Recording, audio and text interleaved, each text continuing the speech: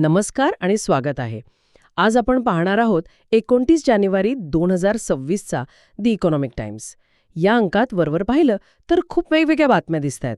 कुठे पीएफची मर्यादा वाढतीये, कुठे कंपन्यांचा नफा कमी होतोय, तर कुठे महागड्या गाड्या स्वस्त होण्याची चिन्ह आहेत. पण आजच्या या विश्लेषणात आपण या सगळ्या विखुरलेल्या बातम्यांमधला एक समान धागा शोधणार आहोत.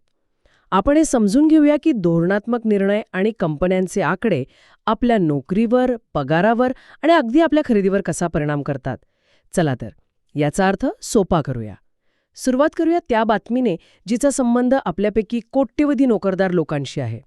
कर्मचारी भविष्य निर्वाह निधी म्हणजे EPFO. त्याच्या कव्हरेजसाठीची जी पगाराची मर्यादा आहे ती 15,000वरून 25,000 करण्याचा प्रस्ताव आहे. हे ऐकायला थोडं तांत्रिक वाटतं, पण याचा अर्थ खूप मोठा आहे. अगदी बरोबर. हा फक्त आकडा बदलण्याचा विषय नाहीये. याला आपण सामाजिक सुरक्षेचं जाळं अधिक मजबूत करण्याचा एक प्रयत्न म्हणू शकतो. सोप्या भाषेत सांगायचं तर आत्तापर्यंत ज्या कर्मचाऱ्यांचा पगार 15,000 रुपयेपेक्षा कमी होता त्यांनाच सक्तीने PF योजनेत घेतलं जायचं. आता ही मर्यादा वाढवून 25,000 केली तर आणखी लाखो कर्मचारी या सक्तीच्या बचतीच्या कक्षेत येतील. म्हणजे त्यांच्या निवृत्तीसाठी जास्त बचत होणार, जे खूपच चांगलंय. पण मला एक प्रश्न पडतोय, या निर्णयाचा कंपन्यांवर किती मोठा आर्थिक भार पडेल, विशेषतः लहान आणि मध्यम उद्योगांवर, कारण कर्मचाऱ्यासोबत कंपनीलाही तितकाच वाटा द्यावा लागतो. हा मुद्दा खूप महत्वाचा आहे. ही त्या निर्णयाची दुसरी बाजू आहे. मोठ्या कंपन्या हा खर्च कदाचित सहन करू शकतील, पण लहान उद्योगांसाठी हा एक मोठा अतिरिक्त खर्च ठरू शकतो. यामुळे कदाचित ते नवीन भरती करताना दोनदा विचार करतील. सरकारचा उद्देश चांगला आहे की कर्मचाऱ्यांची सुरक्षा वाढावी. हा बदल ESICच्या मर्यादेशी जुळवून घेण्यासाठी पण आहे. पण धोरण आणि त्याची अंमलबजावणी यात नेहमीच एक ट्रेड ऑफ असतो. आणि तुम्ही म्हणालात की धोरणांचा कंपन्यांवर परिणाम होतो. याचं एक थेट उदाहरण मला वाटतं मारुती सुझुकी आणि L&Tच्या निकालांमध्ये दिसलं. दोन्ही कंपन्यांची विक्री तर उत्तम झाली, पण त्यांचा नफा मात्र अपेक्षेपेक्षा कमी झाला. यामागेही असेच काही धोरणात्मक बदल आहेत का? अगदी अचूक मुद्दा पकडला. हेच ते कनेक्शन आहे ज्याबद्दल आपण बोलत होतो. या दोन्ही कंपन्यांच्या नफ्यावर नवीन कामगार कायद्यांचा म्हणजे लेबर कोड्सचा परिणाम झाला आहे. या कायद्यांमुळे कर्मचाऱ्यांच्या सुट्ट्या आणि इतर फायद्यांसाठी कंपन्यांना त्यांच्या ताळेबंदात एक मोठी रक्कम तरतूद म्हणून बाजूला ठेवावी लागले. अच्छा, म्हणजे हा एक भविष्यातल्या खर्चासाठी ठेवलेला पैसा आहे. हो, त्यामुळे कागदावर विक्री उत्तम असूनही हा अतिरिक्त खर्च नफ्यातून वजा झाला आणि आकडा कमी दिसला. म्हणजे आपण सुरुवातीला ज्या EPFO बदलांबद्दल बोललो त्याच प्रकारच्या मोठ्या धोरणात्मक बदलांचा हा थेट परिणाम आहे. बरोबर. आणि म्हणूनच जेव्हा आपण पाहतो की उत्पादन क्षेत्रातल्या कंपन्या बजेटकडून काय अपेक्षा करतायत, तेव्हा त्यांचं म्हणणं अधिक स्पष्ट होतं. PwCच्या सर्वेक्षणानुसार त्यांना कर सवलत तर हवीच आहे, पण त्याहीपेक्षा जास्त त्यांना व्यवसायासाठी सुलभता आणि स्थिर धोरणं हवी आहेत. कारण अशा बदलांमुळे त्यांच्या नियोजनावर परिणाम होतो.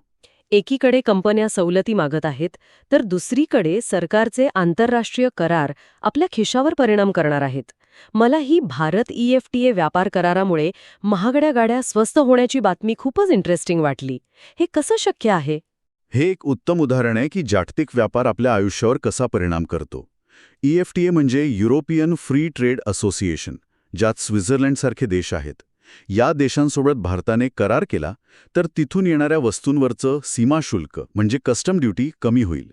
आणि अनेक लक्झरी गाड्या तिथूनच येतात. अगदी.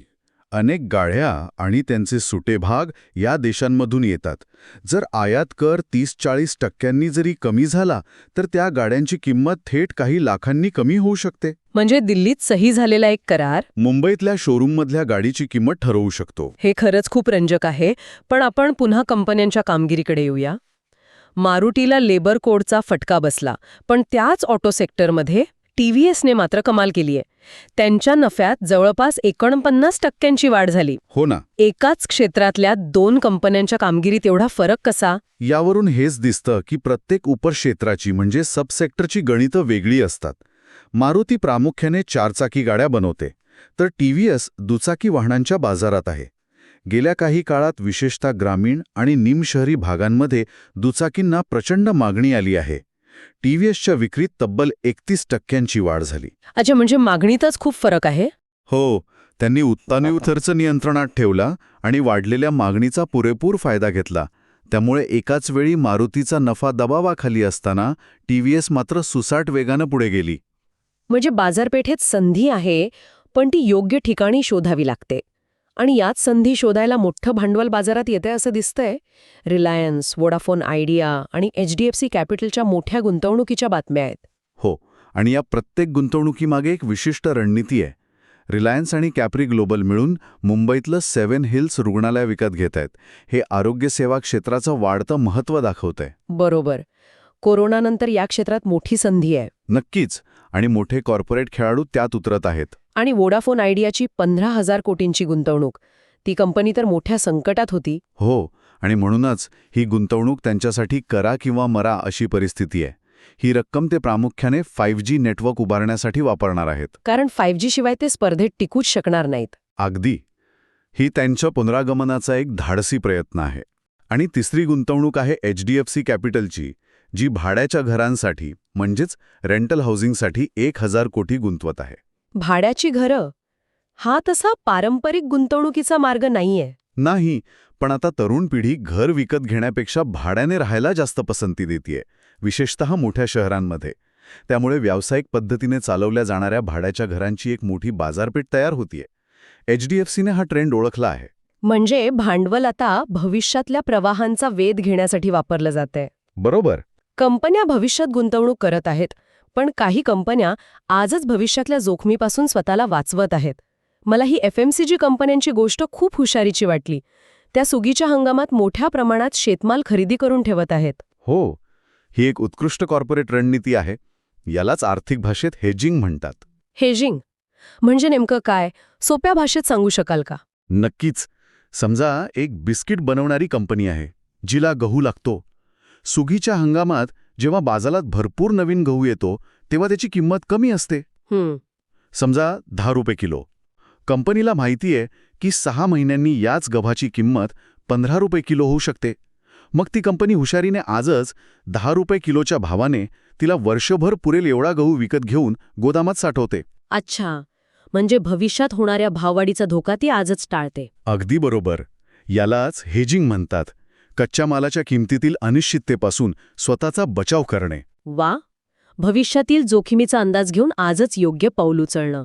आता आपण कंपन्यांबद्दल बोललो, पण कर्मचाऱ्यांवर काय परिणाम होतोय? नोकर भरती आणि पगाराच्या बाबतीत काही चांगल्या बातम्या आहेत. उच्च पदांवर म्हणजे C-suite लेव्हलला भरती 12% वाढली आहे. हो, आणि यामागे 2 प्रमुख कारणं आहेत. AI आणि GCCS. AIमुळे अनेक कंपन्यांमध्ये नवीन भूमिका तयार होत आहेत, ज्यांना उच्च पातळीवरील कौशल्याची गरज आहे. आणि दुसरं म्हणजे GCCS. एक मिनिट, तुम्ही GCCs म्हणालात. जे श्रोते या क्षेत्रातील नाहीत त्यांच्यासाठी सोप्या भाषेत सांगाल का हे नेमकं काय असतं? नक्कीच. GCC म्हणजे ग्लोबल कॅपेबिलिटी सेंटर्स. सोप्या भाषेत जगभरातल्या मोठ्या बहुराष्ट्रीय कंपन्यांची भारतातील कार्यालय, जी त्यांच्या जागतिक कामांसाठी खूप महत्त्वाची भूमिका बजावतात. उदाहरणार्थ, एखाद्या अमेरिकन बँकेचं बंगळुरूमधलं ऑफिस, जे त्यांच्या संपूर्ण जगाच्या टेक्नॉलॉजीचं काम सांभाळतं. ही फक्त कॉल सेंटर्स नाहीत, तर उच्चस्तरीय कामाची केंद्र आहेत. आणि भारतात यांची संख्या वेगाने वाढतीये. हो, आणि त्यामुळे इथे उच्च पदांवर नोकर भरती वाढत आहे. आणि एऑनच्या सर्वेक्षणानुसार सरासरी 9% पगार वाढ अपेक्षित आहे. हे ऐकायला तर चांगलं वाटतंय, पण सध्याचा महागाईचा दर पाहता ही वाढ खरोखरच हातात जास्त पैसा देईल का? हा अगदी योग्य प्रश्न आहे.